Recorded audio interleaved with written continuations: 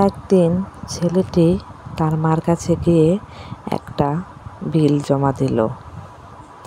মা ছেলের দেয়া চিরকুট পড়লেন।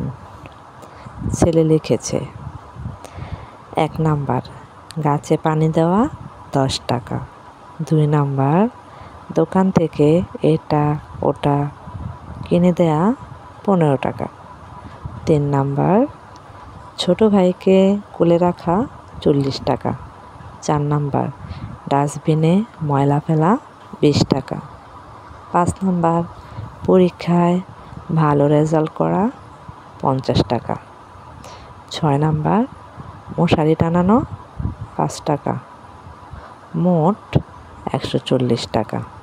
মা বিলটা পড়ে মুচকে হাসলেন।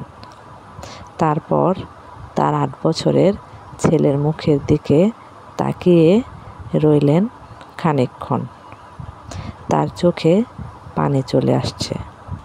তিনি এক টুকরো কাগজ নিয়ে লিখতে লাগলেন। 1 নাম্বার তোমাকে 10 মাস পেটে ধারণ, বিনা পয়সায়। 2 নাম্বার তোমাকে ধূমপান করানো, বিনা পয়সায়। 3 নাম্বার তোমার জন্য রাতের পর রাত জেগে থাকা, বিনা পয়সায়। 4 নাম্বার তোমার অসুখ বিসুখে তোমার জন্য দোয়া করা, সেবা করা, ডাক্তারের কাছে নিয়ে যাওয়া, তোমার জন্য চোখের পানি ফেলা, বিনা পয়সায়। 5 নাম্বার তোমাকে গোসল করানো, বিনা পয়সায়।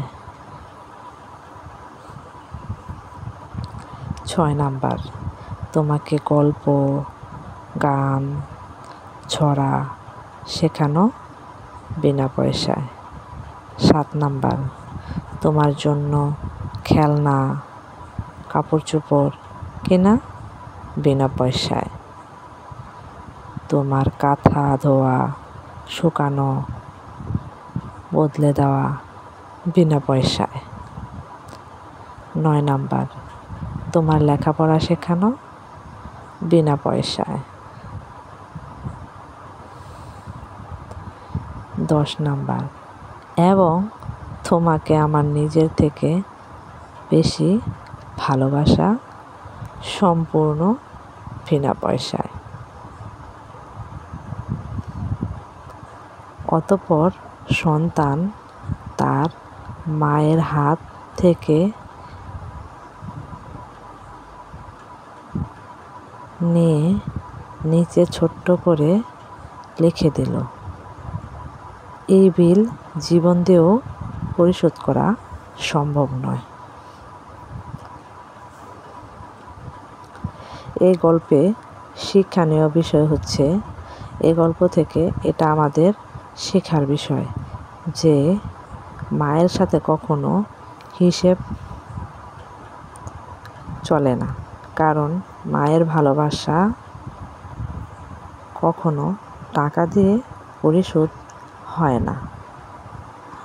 এই পৃথিবীতে সবার ভালোবাসায় কিছু না কিছু স্বার্থ থাকে, কিন্তু মায়ের ভালোবাসায় কখনো কোনো স্বার্থ থাকে না।